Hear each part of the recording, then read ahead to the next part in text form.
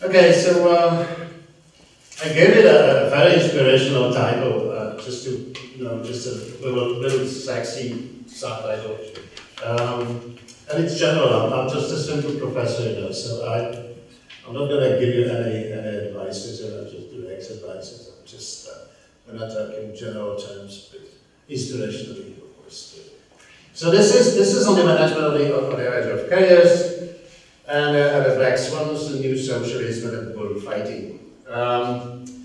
You probably know Netflix. Netflix is one of the most innovative American companies nowadays. And the Reed Hastings, in an interview, I think it was last year, he said, entrepreneurship is an act of stupidity. This is about you.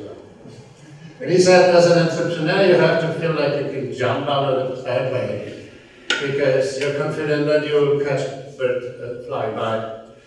And it's an act of stupidity because most entrepreneurs go splat on their faces because the bird doesn't come by.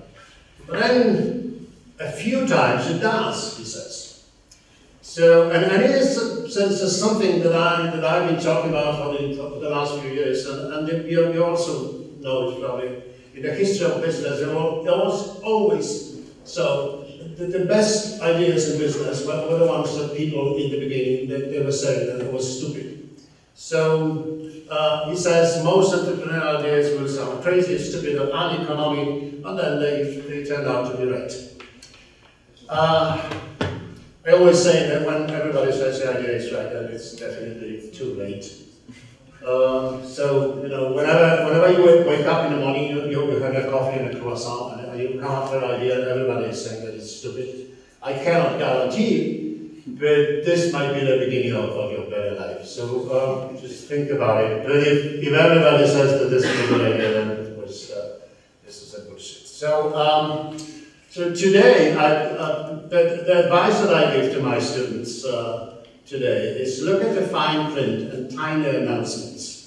And I keep talking about the importance of weak signals. Now, yesterday we were looking at megatrends. There was a famous phrase, about the megatrends.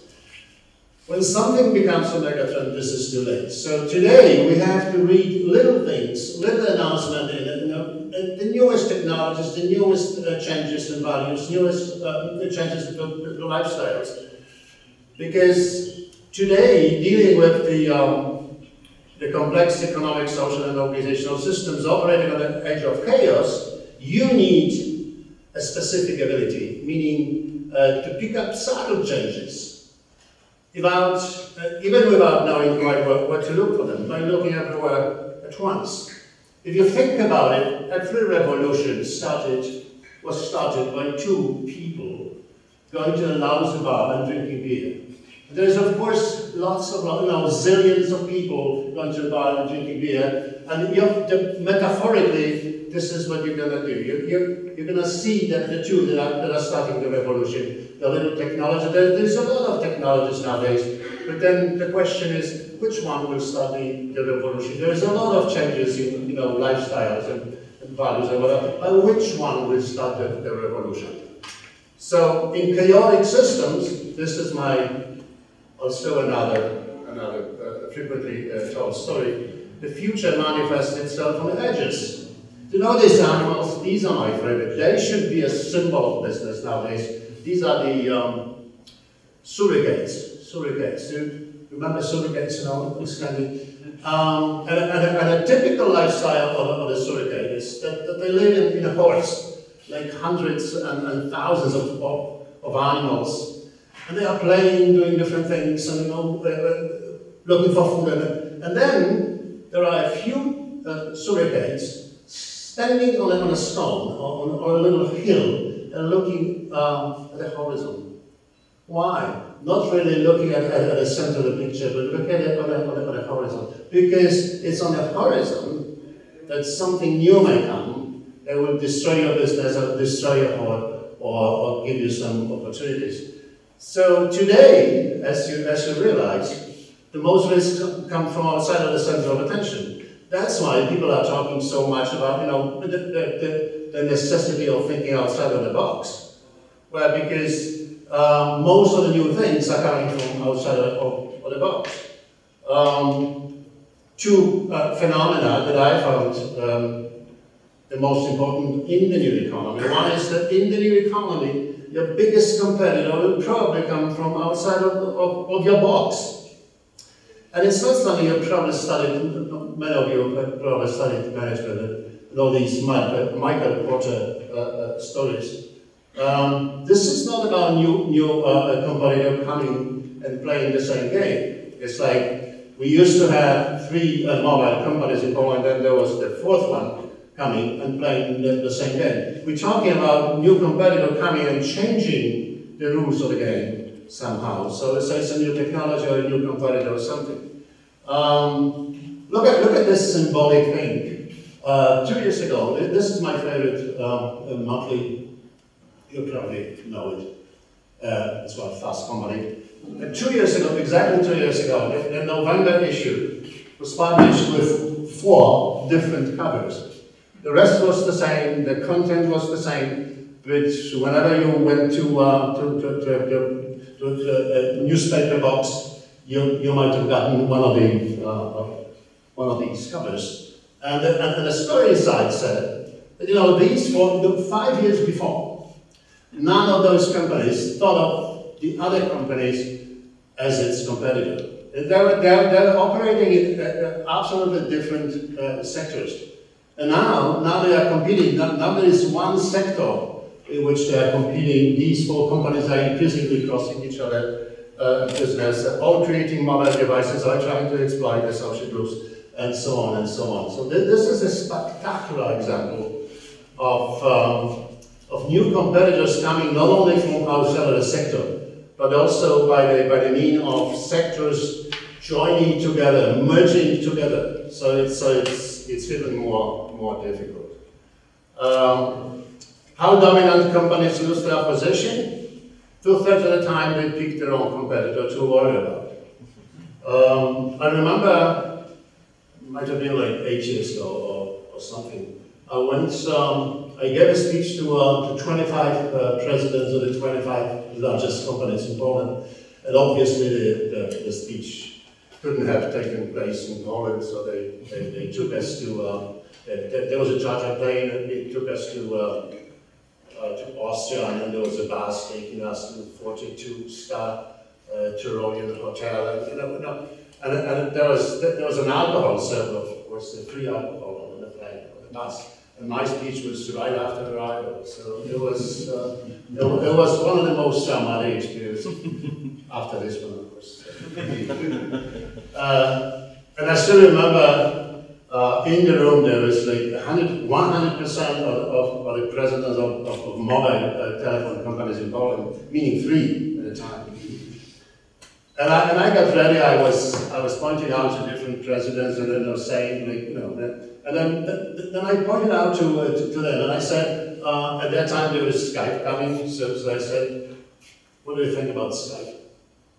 And one of them said something that is just ridiculous, but he said, well, Skype, the sound quality is bad. I said, are you crazy? I mean, I'm asking you about it, the model change, you know, 120 years, the telephone sector was based on a simple model. There was transferring a voice from point A to point B and charging for the time at a distance, which can be hackier. And now there is somebody who, you know, is gonna transfer the voice over the IP for no money, for no cost, with no cost. And you're telling me that this is, you know, that the sound quality is bad? You know, today is bad, but tomorrow it will be better. So, in the new economy, that's the second phenomenon, of course, and this is for you. You know it better. The sources of innovations are also mostly outside of the sector. And I keep talking to all these, you know, company presidents, you know, grown-ups, they're just kids, but, you know, talking to all these, you know, big company presidents, saying the major technology that will change your business will most probably come from outside of your business. So, you know, you better become a surrogate, you know, then look at the edges. And I think that the major threat to an entrepreneur is an inability to see the connection between what is today a fiction and tomorrow will be a reality. Look at a few innovations in the last 2 years. Look at Square. I gave a speech to an audience of I think like 50 presidents of banks in Poland, accompanied by the IT directors. It was like 400 people in a room last week. And we were talking about multi-channel banking and everything. And they came up with a assumption, which I rejected. They wanted me to talk about a multi-channel banking as the new competitive advantage. I said, are you crazy? You know, disadvantage. Because everybody is doing it. So if everybody, it's becoming a commodity. You know, IT doesn't matter anymore. IT is not a competitive advantage anymore because everybody is using the same IT and so on. And I gave them these examples, and I said, what do you think? It's like, 8 years ago, I said, what do you think of Square? Square is the technology that allows you to take payments from a credit card or somebody's credit card, avoiding the PayPal and all these things. Well, come on! I mean, this is a groundbreaking tool. They're going to avoid you as a banking system. So what do you think about it? And you know what? They've never heard about it. And it's like 2 years old, so you know, and everybody is talking about it outside of Poland. So you know. Then I said, I also do a lot of stuff with insurance companies, and I said, okay, what do you think of peer-to-peer insurance? You know, people getting together on a platform and offering an insurance to each other, you know, for in different small cases, but you know, blah blah. So this is what? It's a weak signal, you know. This is just little, nothing big. It may become big. And if you ask me, incidentally, I'm a big fan of peer-to-peer architecture. And I'll tell you, I think that the peer-to-peer component will be in every single business model tomorrow, at least the B2C. So I said, last week I said, what do you think of peer-to-peer lending? There's a lot of platforms already that people are coming, people who want to borrow money, people who want to lend money, and avoiding the whole banking system. And you're probably saying, well, the sound quality is not good here. But, you know, the lending club last year, $720 million, and this year, $1.5 billion. This is not impressive.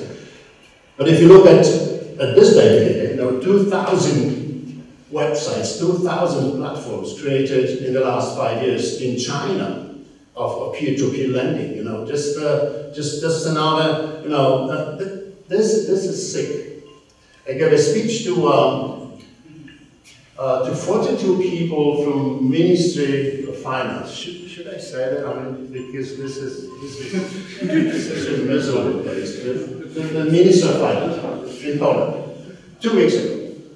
And I was talking about Bitcoin, and I said, you know, Bitcoin being such a crazy idea. You know, the first time in the history of civilization, you have an idea of a common currency that is independent of the kings and governments and central banks and everything, and it's being issued by an algorithm. And I said, what do you think about it? And they said, we've never heard about it. You know, people from the Ministry of Finance, yeah, the organizers later, they told me, you know, trying to justify it, you know, those are just middle level people from the ministry. I mean, but it's still a Ministry of Finance in front of the invention that is being is spreading out like crazy. It's only 4 years old, the whole idea. Still, you have training centers, you have people who, you have companies who pay in bitcoins, you have companies who are accepting payments in bitcoin, and the Polish people in the Polish Ministry of Finance don't know about it. So, what's going to happen to Google Plus revolution? I mean, again,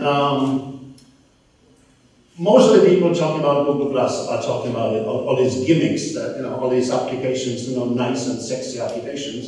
But if you think on it, on the whole invention, this is revolutionary for some reason. And that is, up until now, we've been living in the last 20, 30 years in two different realities. One was virtual, so whenever we were working, whether with a computer or on a computer, we are in a virtual reality, and if we want to make a coffee or go for a walk, we are in a real reality.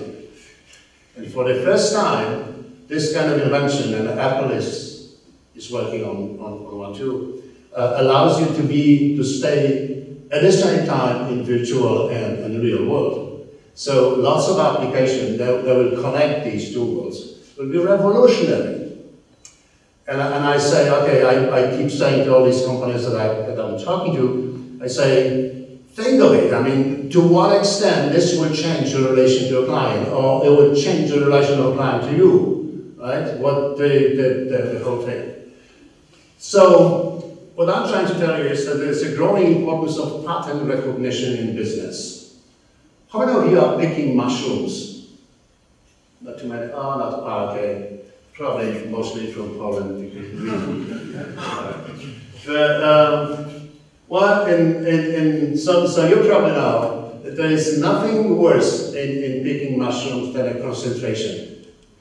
I mean, you cannot concentrate. You have to look for patterns. Which kind of mushroom you can find where. I remember my parents taught me, and they say, don't get concentrated, don't get focused. So you need splattered vision.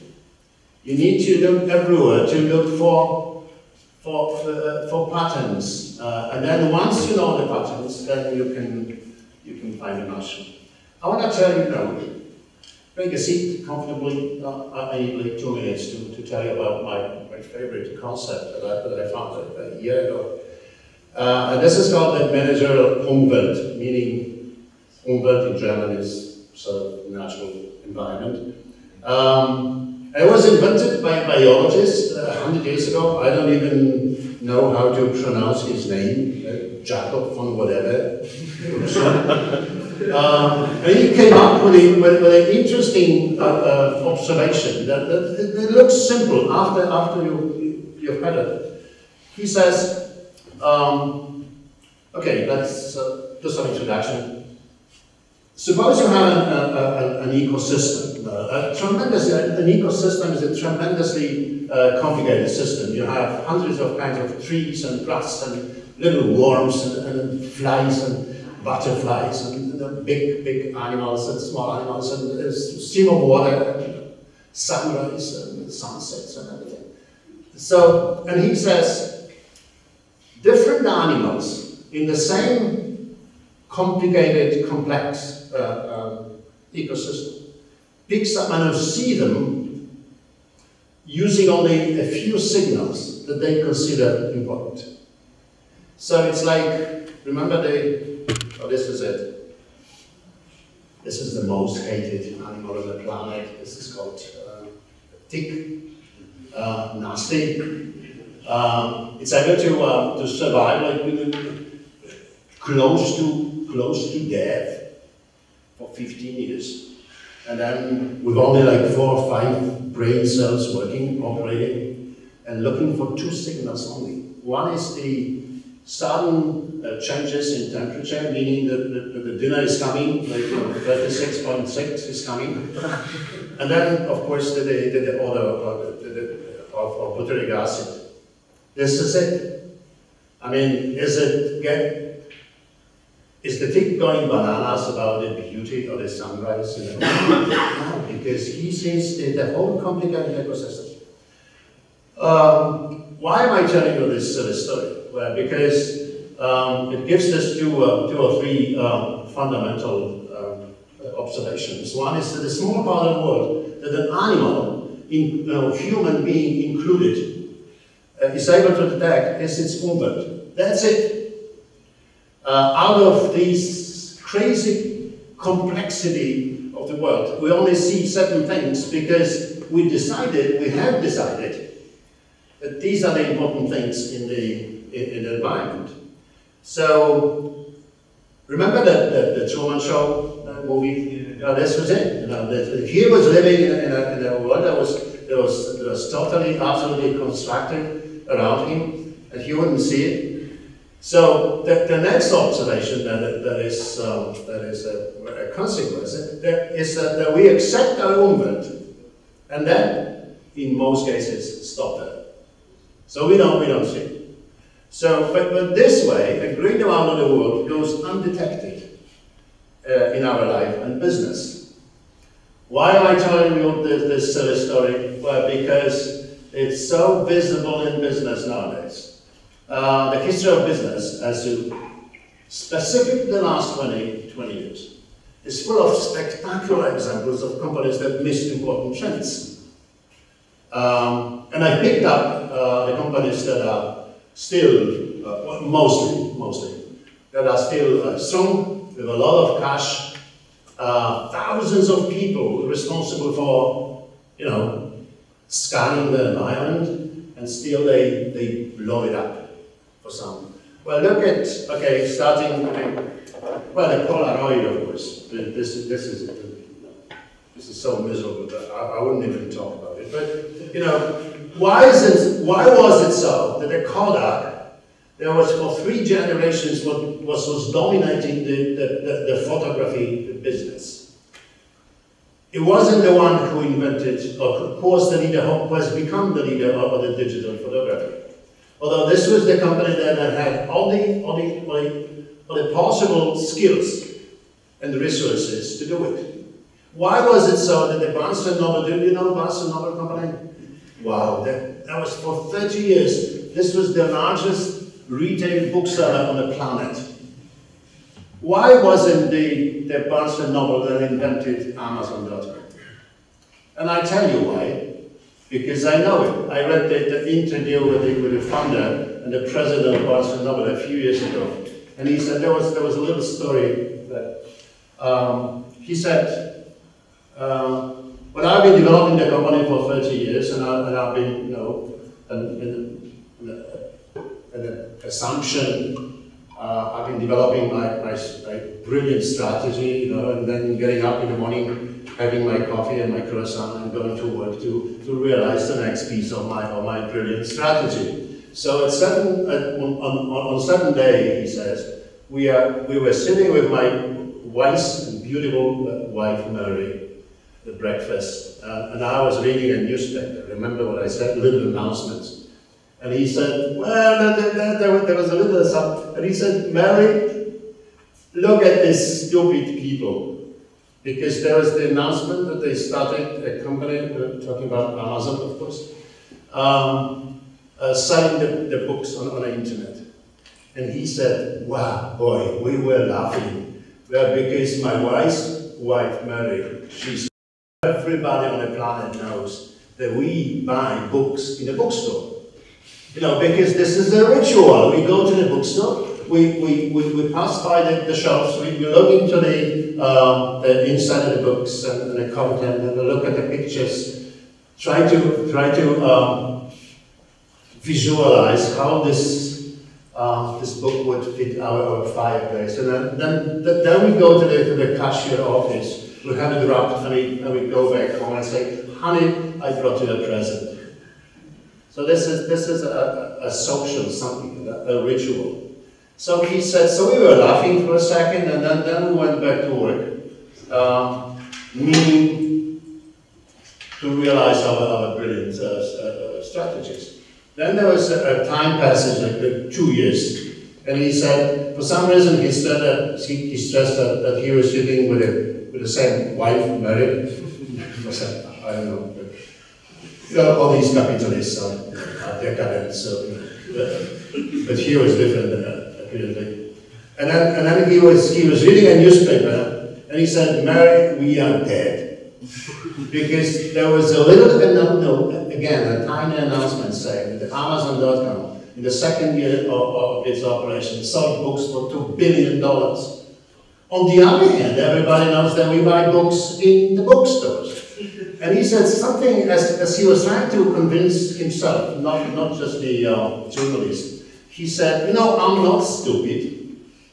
I understood that there was internet. So in my strategic plan, someday, we were thinking of setting up a little chapter, separate unity to sell books on the internet."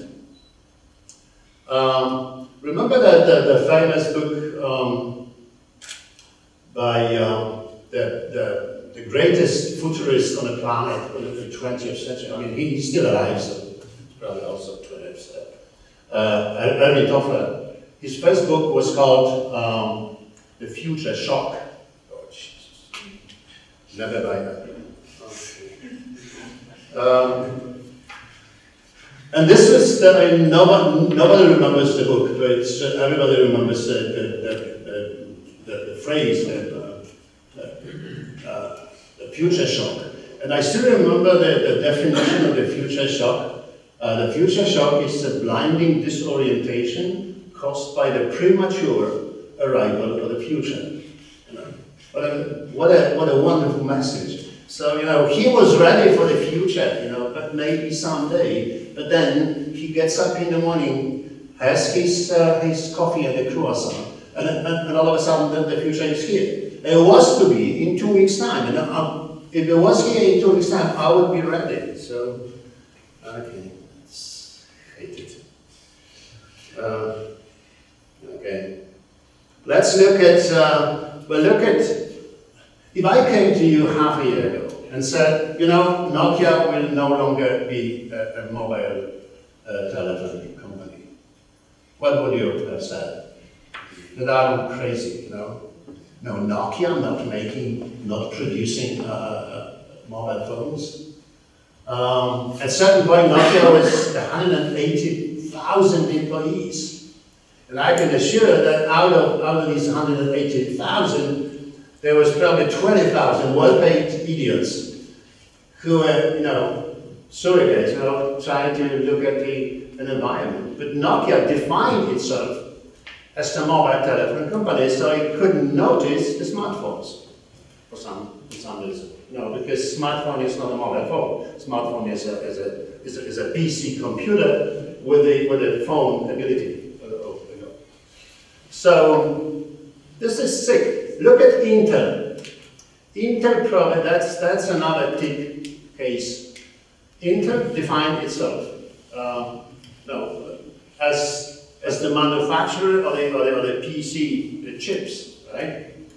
And it was like 84, 86% of the market belonged to of PC chips belonged to Intel. But Intel didn't notice the smartphones either.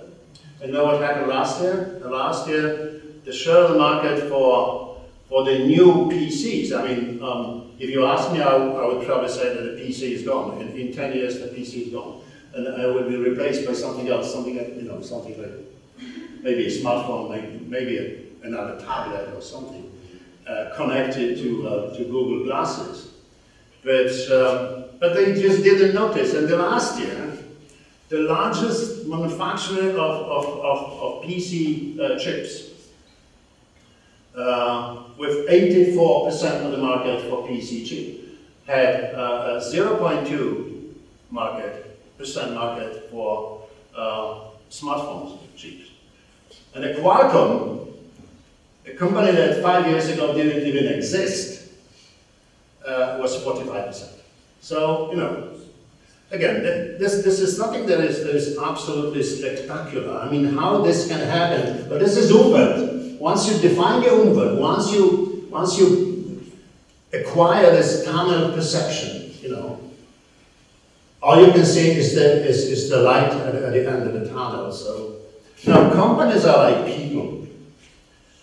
They all will eventually suffer from sclerosis and osteoporosis. And this is, for you, this is, I'm just reminding this to you in the beginning of your journey. I'm sorry, I've got a little question, just to clarify one thing. So what you're saying is that the problem for the companies isn't that it's that they are focusing on the product instead of why on earth are they. I mean, instead of, okay, like with Barnes & Noble, right? They focused on delivering books, and that's completely fine. Like on the, no, they focused on books, not on what they were about actually, why they were built, so on the experience of delivering books, right? So they're focusing on the product instead of why they are. Now, what I'm saying is that most of companies are concentrating on fine-tuning their existing business models. So once they come up, I even have this is outside of this of the speech. I even have an assumption that that the company's DNA is related to the kind of technology on which the company was created. So Intel is a typical PC company, and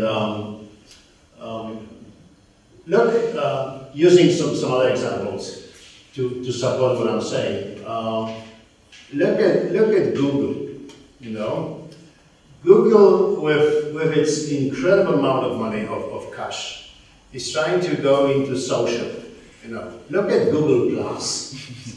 No, this is so miserable. I mean, this is such a, and this, because Google is the previous era's company, But look at, but I even have an assumption that Facebook will, in 10 years, Facebook will be gone. Of course, it will be in existence, but it won't be as important, because again, Facebook was created based on a previous era. But if you say this is impossible, when I say that to my kids, I mean to kids at school, they go bananas. How can you say that? I mean, Facebook, diminish, but then I say, remember MySpace 10 years ago?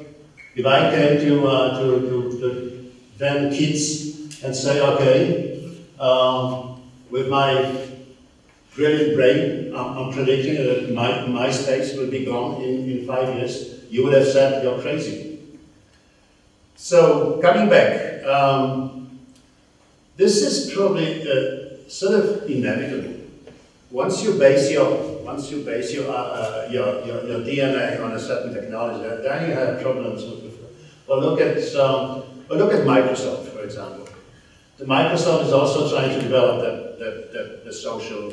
Yes, but then again, Apple avoided it, but again, Microsoft fell into it, because basically Microsoft does basically everything that Apple tries to do, that just does worse, right? Yeah, 5 years later. 5 years later. 5 years later. But Apple went, okay, so we're gonna, because they don't focus on the product per se, they focus on why do we do the product, right? Yeah, so coming back to my statement, most companies are fine-tuning their existing models. So to some extent, this is not true what everybody is saying, that today's companies are not innovative.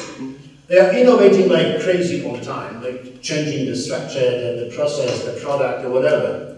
Which means that in many cases, the company is making better, cheaper, and faster something that it shouldn't be doing in the first place. But look at Polaroid, look at something. And the major question to any company, well, basically always, is should we be doing something that we've been doing so far tomorrow? And this is something that I call the business model innovation. But this is a very difficult question, because it's not difficult to answer. It's just once you raise it, then you have to answer it. Then if you say that we should be doing something different, then of course this is the beginning of the very frustrating process of reorganizing the company and something. So people would rather spend time and money on improvements, on making slight improvements to the product, to the process, or whatever. So the high-spirited visionaries, such as you today, in their garages, should keep it in mind from the very beginning. I like this visualization of Zuckerberg in 40 years' time. So the concept of Umwelt applied to management captures the idea of limited knowledge and unobtainable information and unimagined possibilities, all three being the biggest sins in business nowadays. So all this is good for you, because what it tells you is that the big market dominators can be beaten. I'm running my personal crusade against the SWOT analysis.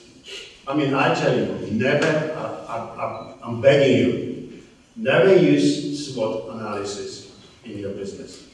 A SWOT analysis is good for a stable market when you compare yourself to some other existing companies. When you're going to do this exactly the same as the existing companies, and you just enter the market and so on. If you enter the market with a new business model, the SWOT is bullshit. I mean, because, well, look at the Barnes & Noble and Amazon.com case. Suppose these fellows would be stupid enough to do, from Amazon.com, to do a SWOT analysis 15 years ago or 17 years ago.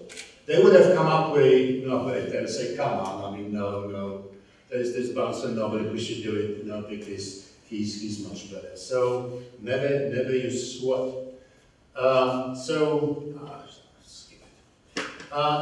There was a fantastic issue of Fortune magazine, meaningfully, in 2006, 2 years before the crisis started, devoted entirely to chaos. And it started with the editorial saying, managing in chaos, the great challenge of our era, get companies to change quickly enough to survive in a world that is greater and riskier than ever. And then there were cases of Google, of course, and some other companies that couldn't cope with the changes and with the chaos. And then there was this conclusion, 2 sentences. One was, and it was 2006, as I said, 2 years before the crisis. The forecast for most companies is continued chaos with a chance of disaster. And the second sentence was even more important, and that is the challenge is getting comfortable with it. There's no way, there's no better world. And I remember Nassim Taleb, you probably know the fellow, he's become so famous because of his book called The Black Swans. And he said, the history is dominated, well, business included probably, not by something that people could have predicted, but the highly improbable, the destructive, unpredictable developments that he calls the black swans, meaning tiny little developments with very tiny chance of actually happening. And he says the effects of war, stock market crisis, and radical technologies are multiplied just because they disturb our expectation towards the world as an ordered place. Well, let's face it. If I asked you, no, maybe you're brilliant, but if I ask the people outside, okay, how do they see the world? They would probably tell you that, well, there's a turbulent and lots of changes and something. But in the back of their heads, they would probably see the crisis, the turbulence, there's something unusual. So once it ends, the world, the path, the trajectory will return to the normal. And he says, and he's quite right. I'm working with companies all the time throughout the crisis, and this is typical. You know, the major questions that the companies are asking is, when will this crisis end? So what is the assumption behind this this question. When it ends, the world will become normal again. And we are headed towards a new normality. You get a bit ready. If you're waiting for the crisis to end and return to the normality, then you don't do anything, right? You're just waiting. You're just holding up. So, and he says, what are the black swans? The first step is to understand how much we will never understand. So, strategy for competing on the edge of complexity and chaos is mostly unpredictable. Let's face it. There's a feature of chaotic systems that is called predictive hopelessness. We are not able to predict the future. So, do you understand what it means in terms of business, in terms of business schools also? We've been teaching for the last 50 years, the major concept that we are teaching at our schools is strategic planning. I mean, what is strategic planning at a time of turbulence and constant changes? I mean, how can you plan strategically long term? You cannot. So what is the replacement? You have to be quick. You cannot predict, you have to be quick. But this takes another architecture, another concept of running a company. Secondly, the strategy for competing on the edge of complexity is basically uncontrollable. And yet the last 100 years, both in academia but also in practice, the corporations have been busy to spend their time and efforts and money on controlling everything. The controlling mechanism takes probably 90% of all the efforts that the big corporations are doing. So, but let's face it, the big corporations cannot be controlled from the top. We have to be able to design some other mechanism, and then frequently ineffective. Again, let's face it, how can you expect that a company that is operating in a chaotic environment can have sales in the second quarter always better than in the first one? And you've probably seen different companies, or been in different companies with sales that were slightly less in the second quarter than they were in the first, and they just, there was a horrible thing. I mean, so this leads us into a depressive thing when it comes to both corporations, but also and other companies. We are doomed to unpredictable, uncontrollable, ineffective strategies because today nothing better is possible. So we have to be able to design, paradoxically, strategies that we know from the very beginning, we know that they are unpredictable, uncontrollable, and ineffective. So the key challenges will be react quickly. How many corporations do you need that do you know that are quick? They spend years. Look at these examples that I've given you. Spend weeks on setting up a team for dealing with any problem. So anticipate if possible. If not, then go to point one, meaning be even quicker and lead the change when it makes sense.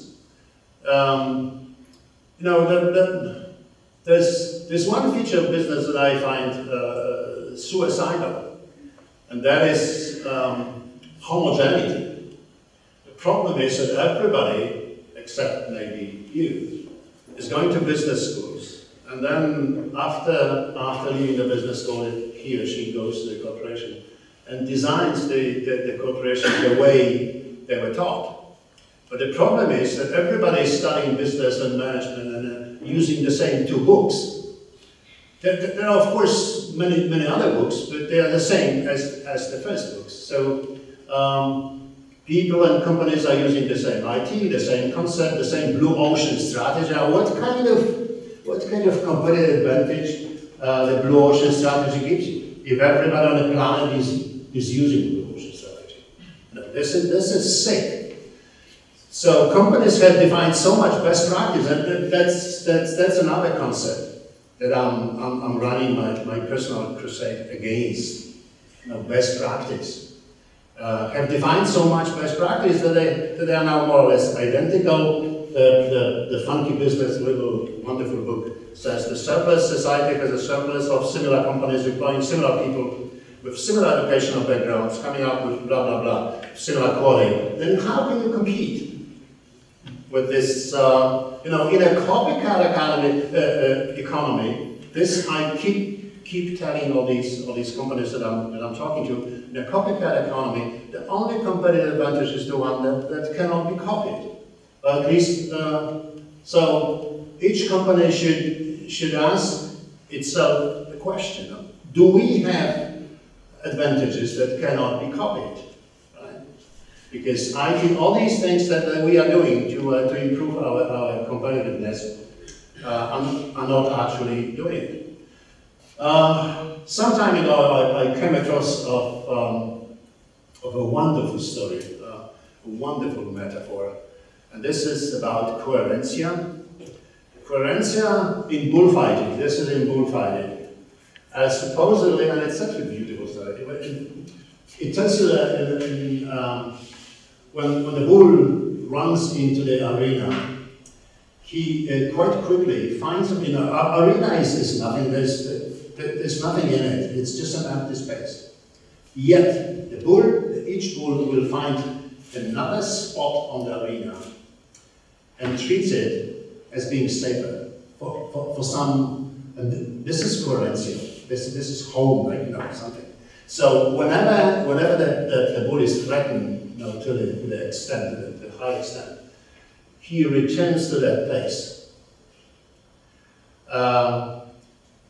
But as he returns to his coherencia, he becomes more predictable, of course, and the matador and toreador are not stupid either. So, you know, he quite quickly learns what is the coherencia for a given bull.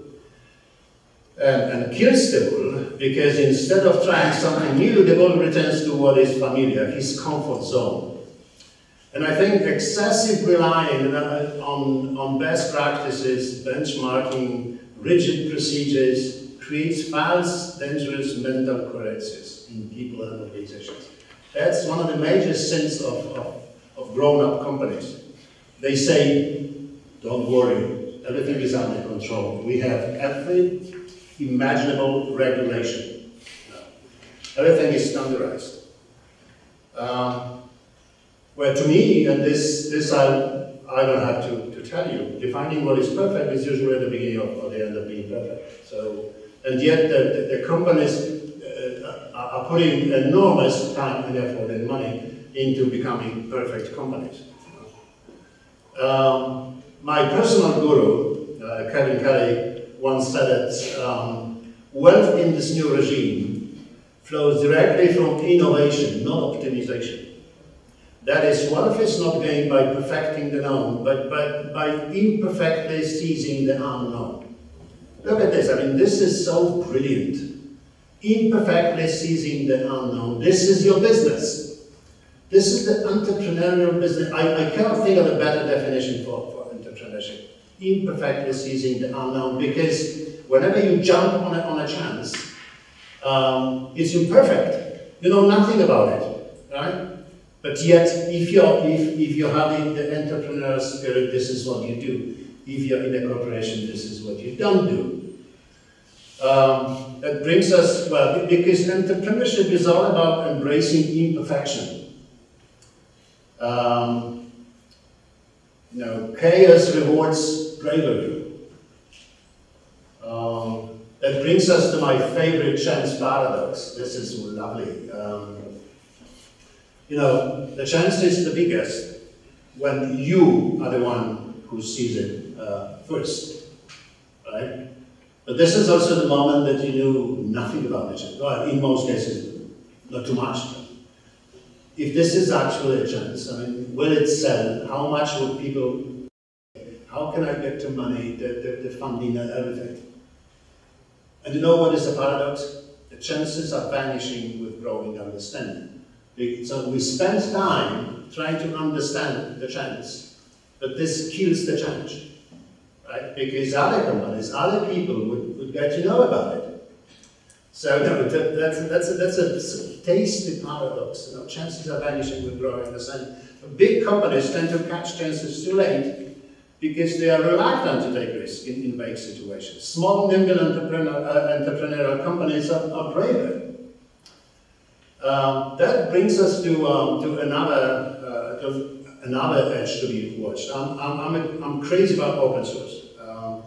Not only as a technology, but as a methodology. You know, in the history of civilization, if people wanted to do something big, such as, you know, build a pyramid or a railway system on a city or, you know, or a car company, they would open an organization, a company, you know, division of work, hierarchy, deputy directors, presidents, walls, and everything.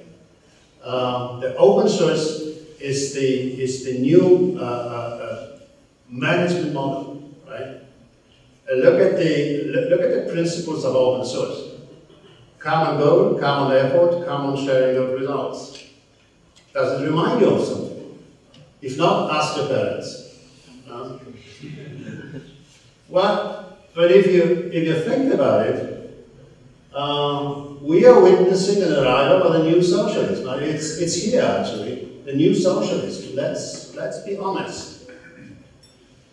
When masses of people, says Karen Kelly again, and when masses of people who own our means of production, meaning PCs, work toward a common goal and share their products in common, but they contribute labor without wages and enjoy the fruits free of charge, isn't that socialism?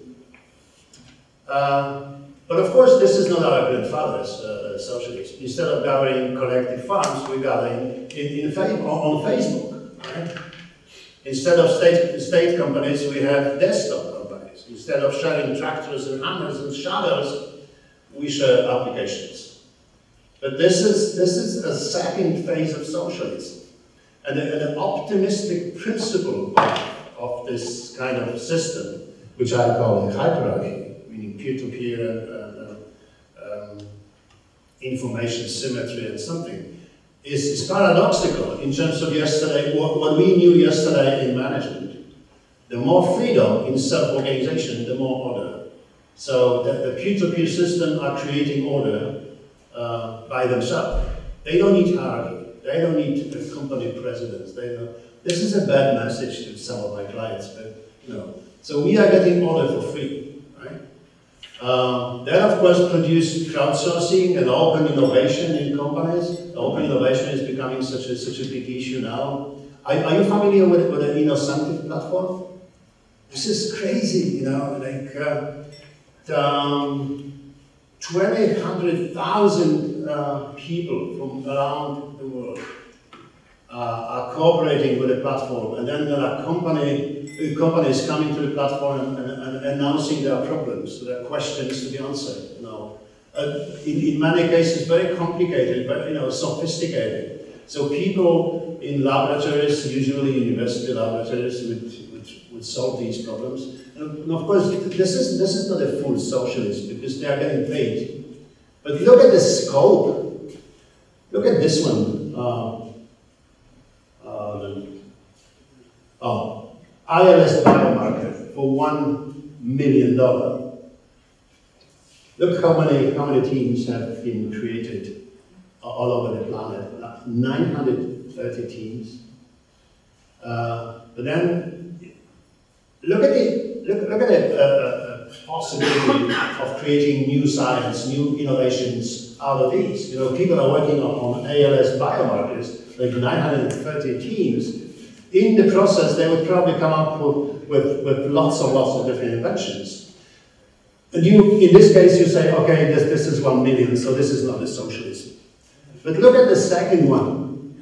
Like 20, and a lousy 20,000, even my friends, you know, here in Holland, you know, statisticians wouldn't do it for 20,000. But you have 640 teams created.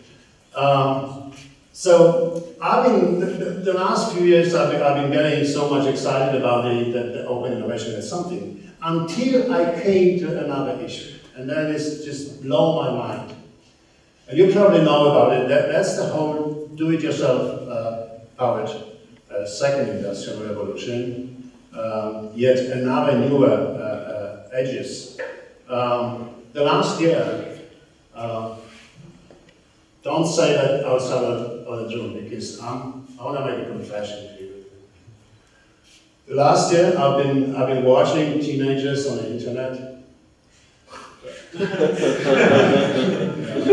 Stop the camera.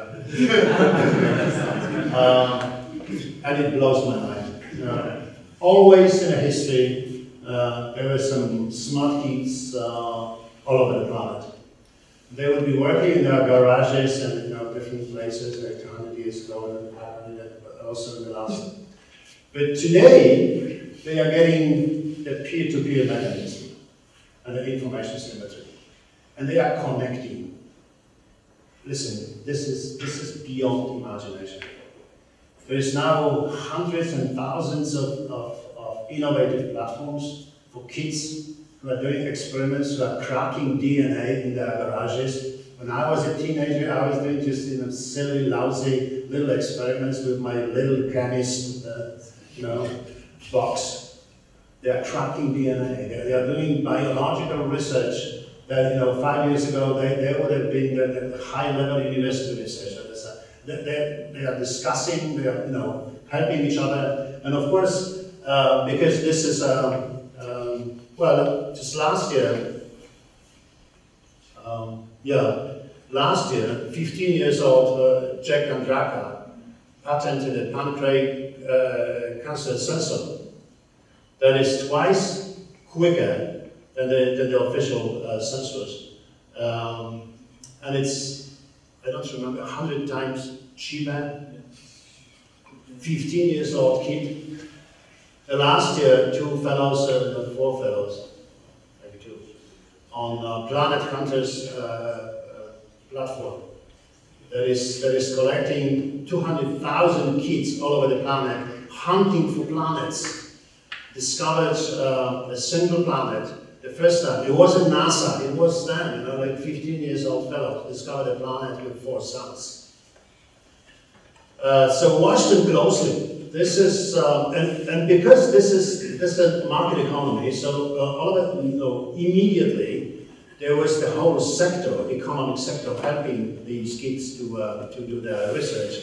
So there is lots of manufacturers of the laboratory equipment that is still functional, but 10 times cheaper than the official laboratory equipment, and so on and so on. So we are witnessing the new phase of social innovation. Even with the open innovation, it was so that somebody had to know the question. Somebody would come up and say, okay, we need a solution to this problem. But there is a new phase to me of social innovation. That the innovations may emerge. Like nobody knows the question, the final question, or the final design or something. Lots of people are doing different things, and then at the end, something comes out of it. Let's try this one. Who invented the mountain bike? Well, it is Gary Fisher who says, no, this is not true. It was like thousands of kids in California. They would get the ordinary bikes from their parents, and they would be trying to run rocks and down the hill and up the hill and on the sand and water and something. They would try to modify all these ordinary bicycles. And after 10 years, there would be a product emerging called a mountain bike. A big product, actually, that nobody invented it. For $2 billion a year, in the States only, they sell mountain bikes. So it's a big product. Who invented rock music? The same, thousands of kids, So today, and that's a depressive statement to the president, the company presidents or something, Today we don't need an organization to operate in an organized way. We are facing the quantum leap in social innovation. An ancient innovator had to be rich. Yesterday, I had to work in a corporate laboratory. Today, the distance between an invention and a production is minimal.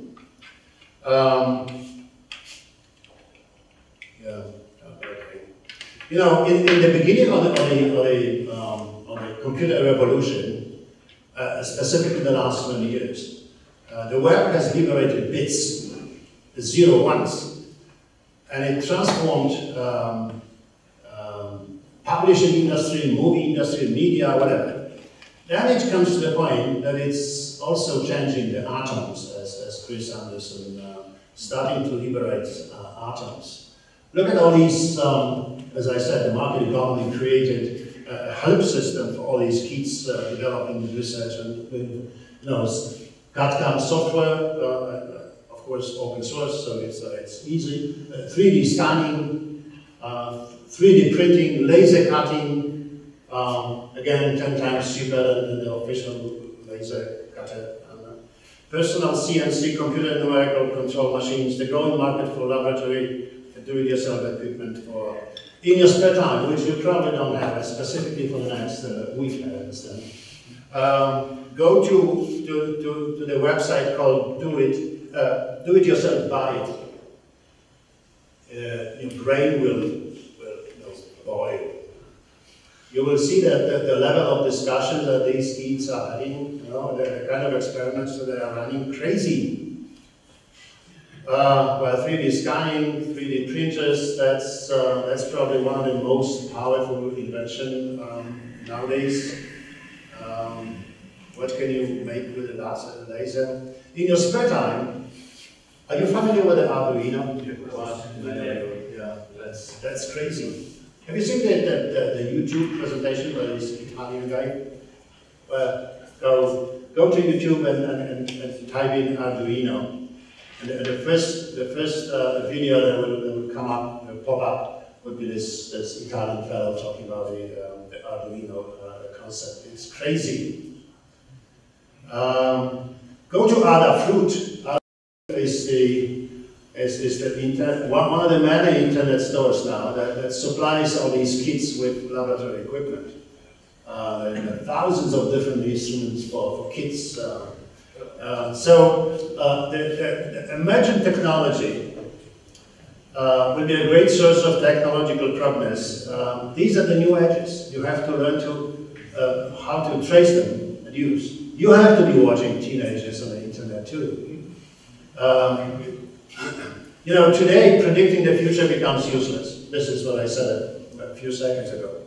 So yesterday we needed armies of people and tons of money to do something substantial. Today, the last 20 years, look what happened. Kids with OS software, a laptop and the internet can create biggies like Google, Facebook and Yahoo and make the work even before they have raised any money. Cari Doctoro, this is another bad news to the corporation's president.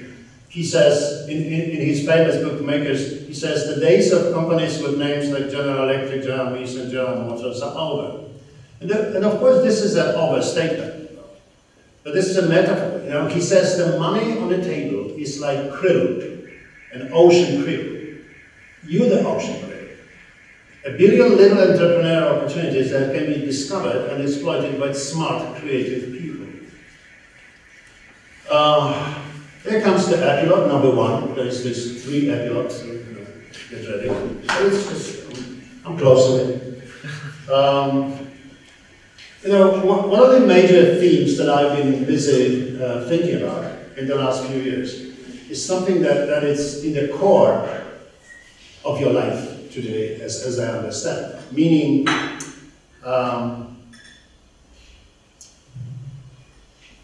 how is it happening? You have millions of startups, you know, garage businesses on the planet starting every year, right? 90% would probably be dead within the next 2 years. 90% of these 10% would probably survive a long time as little tiny, small and medium-sized enterprises. And then a few will become big corporations. And what is the process? What is it? What are the success factors? Because in many cases, this is frequently with no apparent reason. You might have seen the similar, there's like a bunch of similar companies doing the same thing, similar product, whatever, and then one of them all of a sudden becomes big and something. So it's very powerful question. Look at who started in a garage and later become a big company. So it's important to study that phenomenon. For you, this is crucial. What's going to happen? I was giving a speech half a year ago, I think, maybe last year, to the company that some of the people from Poland may know this, although this is still small. It's a software company in Sobot called Athena. And they're doing software for mostly insurance companies or something. And I gave a speech on the occasion of the 10th anniversary of the company. There was going slowly in the beginning. And then the last year, there was like 400 people at the time that I was giving the speech. And all the 400 people were in the room. But only in the last year, the company grew like 25%. So 100 people came last year. So this was, and I said, watch it. The major problem that may happen to you is that you are successful all of a sudden. And you have to be able to manage the growth. Because I said next year, when I come to you, you will be maybe 600, maybe 1,000. You're going to be not able to go into one room. You will not be knowing, all the people. So you will start to talk to people in your division only, in your silos, in your department, and you will be spread out over different buildings. This may be the beginning of the end. You become a corporation, and then, how do you trace this growth? How do you watch this growth? There was a famous book on, actually the first one on chaos, using the chaos metaphor in business in 1998. It was written by two lovely, handsome, smart ladies, Shona Brown and Catherine Eisenhardt. And you know what happened? In 98, as you remember, the Google was created. And the guys were of course busy developing the company, something, but yet they were still reading books. Whenever I say to my managers and presidents that I talk to, and I point to the different books to read, and they say, well, Professor, we don't have time. We are too busy. These two fellows from Google, they were reading books. And they came across that book. And you know what they did? They hired Shona Brown as Google's vice president for chaos. This was her official title for the next 10 years. She was responsible for the process of growing. They were aware of the fact that I'm telling you about now. In the beginning. Now, how do you grow and don't lose something that has made you grow, right? So I think it's important to study the phenomena, but I have this assumption as that even the grown-up companies, maybe even them especially, need the garage mind today. The challenge for every big company today, including those who started in the garage, is reinventing itself into a fertile platform for setting up, finding and supporting inner garages. So I would say, practically, what it means practically, you are a growing corporation, and of course I do understand that a corporation needs regulations, a corporation needs structure and something. But then it needs also to be able to plant little garages with entirely different culture, crazy places with crazy people developing crazy ideas.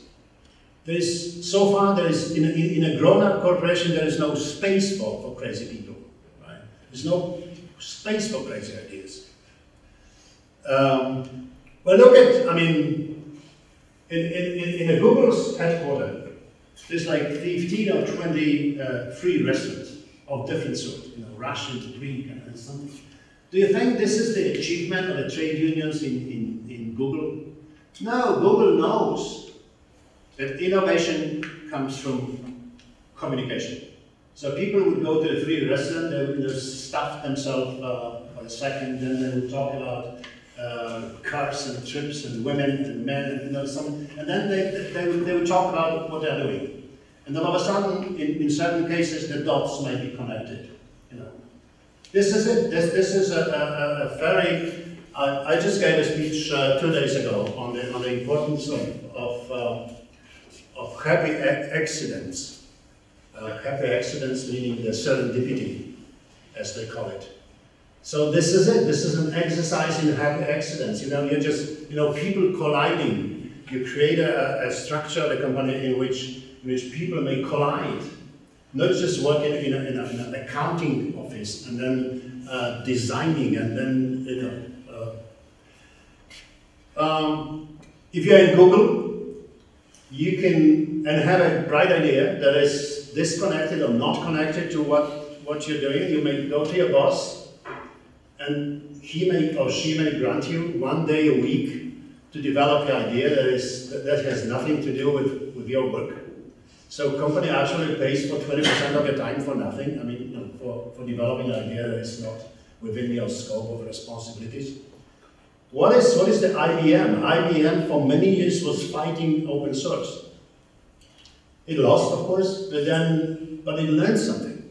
So now IBM opens open source projects within the company. So you have a rigid, huge corporation with open source projects within the corporation.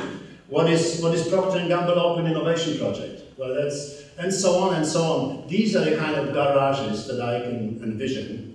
Like Cisco is famous for working with startups. And I'm coming to the point that I gotta be slightly philosophical. I'm here. So I'm saying being big or small doesn't matter. Being great in what you do matters. And the only way you can make a large system that works is to evolve it from a small system that works. That's why I'm so laughing at Mr. Putin's idea of artificially creating Silicon Valley in Russia by simply investing $2 billion into it overnight. Unfortunately, this is not enough. It takes much more than a perfect small company to become eventually a successful big company. In many cases, we create that superficial contradiction. On one hand, we have creative, disordered passion in garage, crazy places like garages, and hard classic management, a grown-up company. But management, as you probably realize today, is almost never about zero money. Good or bad, or yes or no, why is it stupid, short-term money? Management is about fine lines. I'm not stupid, again, using that phrase that I used before. I'm not saying that hierarchy is all bad. And it's that we should go for spontaneity no, of course not. It's finding the fine line between hierarchy and spontaneity, necessary control. Of course the control is needed. I mean, there's no big organizational units without control.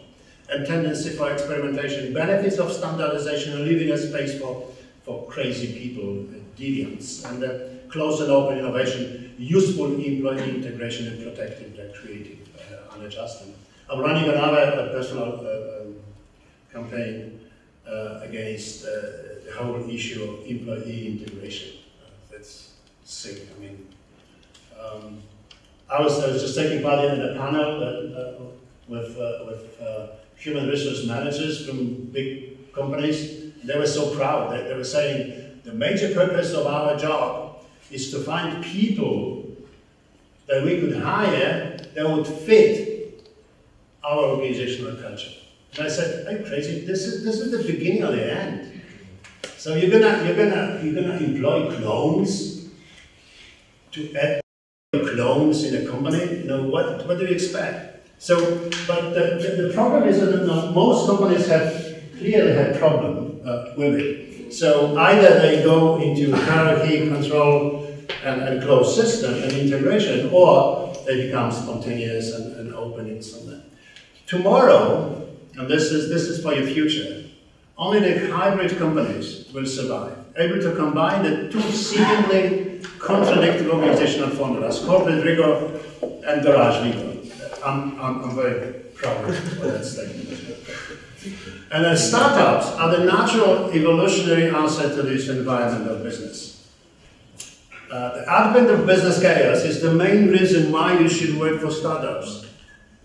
Most corporations are defined by the quality of their planning process, which in turn becomes an objective against which achievements are measured.